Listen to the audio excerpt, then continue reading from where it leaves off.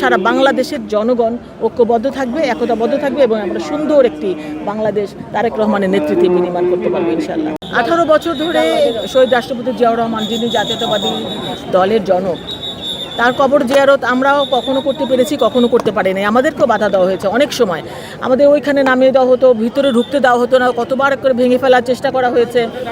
আজকে আমরা ভীষণভাবে অনুপ্রাণিত এবং আবেগ আপ্লুত যে আমাদের ভারপ্রাপ্ত চেয়ারম্যান তারেক রহমান তার পিতার কবর জিয়ারত করতে আসছেন এবং আমরা সেটাতে অংশগ্রহণ করতে পারছি তাকে সাথে নিয়ে, সেটা আমাদের ভীষণ, আমাদেরও একটা আবেগের জায়গা। আর ঐক্যবদ্ধ হওয়ার কথা যেটা বলছেন, জাতীয়তাবাদী দল সবসময় ঐক্যবদ্ধ ছিল। আমাদেরকে অনেক কোনো অশুভ শক্তি কখনো আমাদেরকে ভাঙতে পারেনি। আমরা একটা জায়গায় একদম অটুট ছিলাম। আমাদের ভারপ্রাপ্ত চেয়ারম্যান কালকে যে বক্তব্য দিয়েছেন, সারা দেশবাসীকে ঐক্যবদ্ধ থাকার কথা বলেছেন তিনি শুধু জাতীয়তাবাদী দল নয়, কারণ জাতীয়তাবাদী দল আমরা ঐক্যবদ্ধই ছিলাম, একতাবদ্ধই ছিলাম।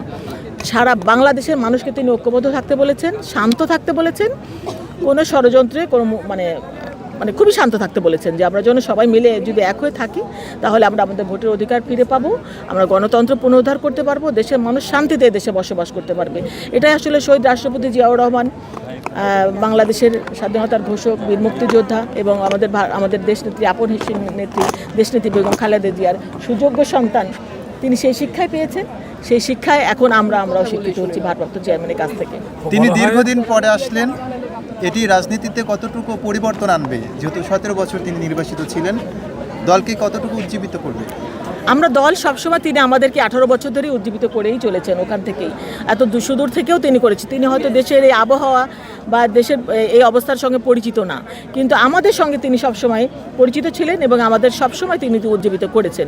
এখন তার আগমনে সারা বাংলাদেশ উজ্জীবিত হয়েছে এবং আপনাদের মিডিয়াও আমার মনে হয় উজ্জীবিত হয়েছে, কারণ তিনি কিন্তু সবসময় সবাইকে দেখেছেন। আপনার কালকে যে তিনি যে বক্তব্যটা দিলেন, তিনি কিন্তু কাউকে বিদ্বেষ করে, কাউকে কটূক্তি করে কোনো কথা বলেননি। তিনি বারবার বলেছেন যে আমরা সকলে ঐক্যবদ্ধ থাকি এবং শান্ত থাকি। যেটা সুলতানা বললো যে তিনি বলেছেন উই হ্যাভ এ প্ল্যান, তিনি বলেছেন we have plan for nation, we have plan for people.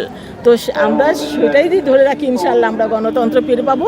এবং শুধু জাতীয়তাবাদী দল নয়, আমরা একটা দল ওন করি, আমাদেরকে বাইরেও সারা বাংলাদেশের জনগণ ঐক্যবদ্ধ থাকবে, একতাবদ্ধ থাকবে এবং আমরা সুন্দর একটি বাংলাদেশ তারেক রহমানের নেতৃত্বে বিনির্মাণ করতে পারবো ইনশাআল্লাহ। ধন্যবাদ।